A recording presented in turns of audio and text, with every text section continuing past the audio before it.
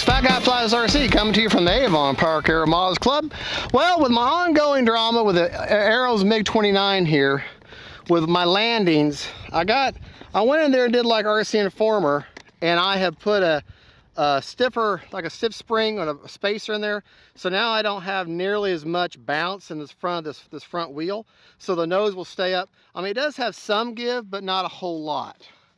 So should help me save my nose cone, because you can't find nose cones. I've looked all over, everywhere, RC Castle across the pond, all the US distributors.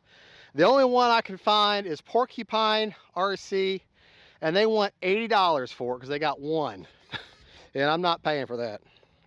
So right, left, up, down, right, left. Rates are 100% throws over 30% expo. We're doing our takeoff flaps right off the bat. Okay, she is. All right, let me get turned around.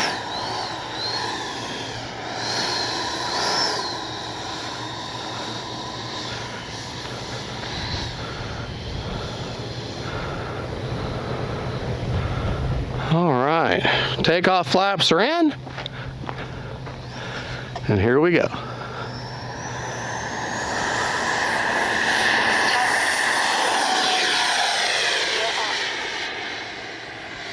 Flaps up.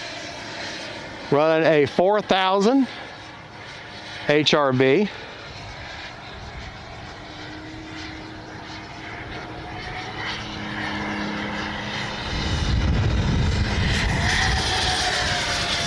I'm gonna take her up. Turn her over.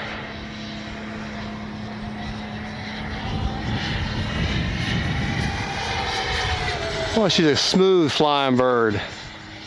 Gear down. Landing flaps.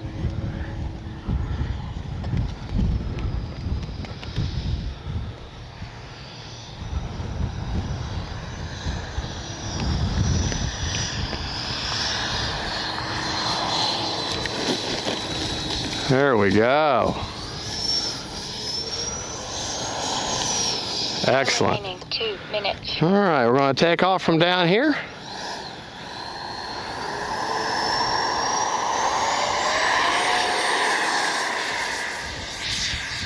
Gear up. Flaps up. She is lacking for a little bit of power. Probably just put some better, maybe get some 3D printed nose cones or something. Or exhaust tubes. Gear down. Landing flaps.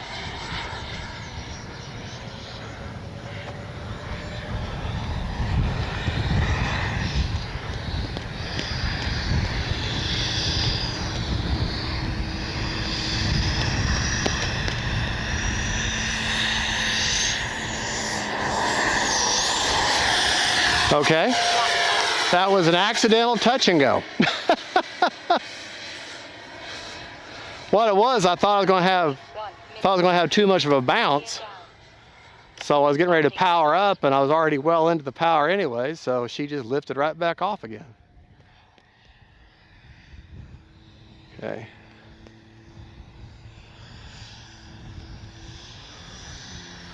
Landing's all about throttle, folks.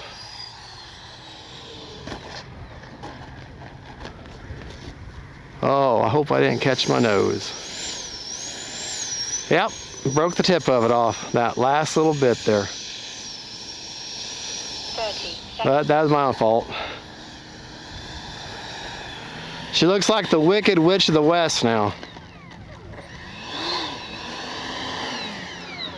That's okay. Because here's what I'm going to do. I'm not going to fly with that part of the nose no more. She's just going to have a bloody nose. But I can tell that modification did help. All right, let's see how much speed we got out of this plane.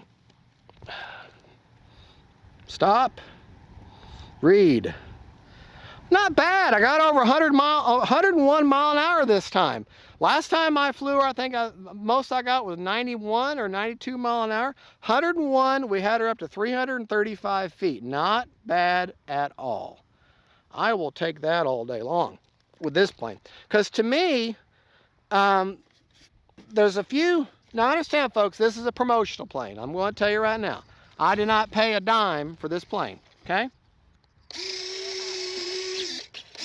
Gear worked great. There are 3 things that I think needs to be improved with this plane.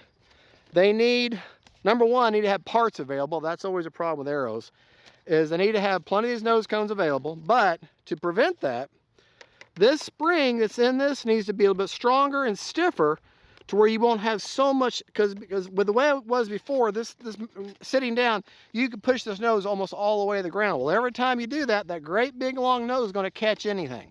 All right, the plane needs maybe not so much more power, but it needs better exhaust tubes to give it a little more thrust or more power. It doesn't. It seems like it's hurting for power.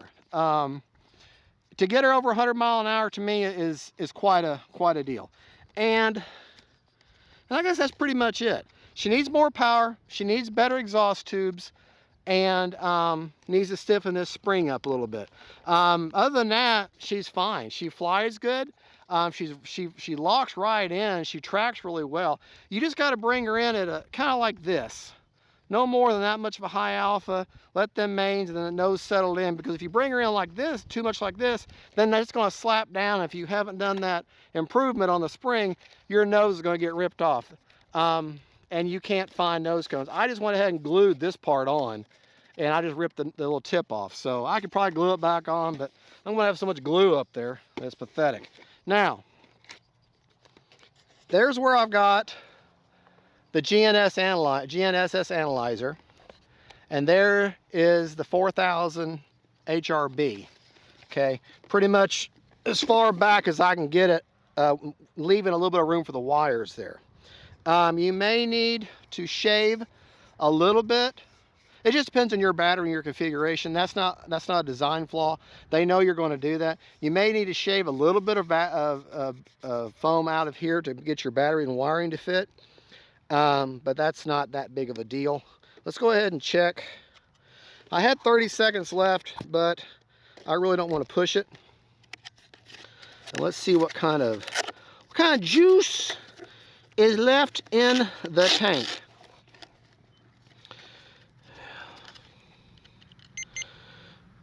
%, so that's a good storage rate. All right, the other thing would be great, and Arrows would make a lot of money at this, if they would come out with their own line of afterburners. Now I know my buddy at, where's the nose? My buddy at K&M Models, who gives me these afterburners for sponsors, goes, hey, why are you saying that? I'm just trying to make suggestions though.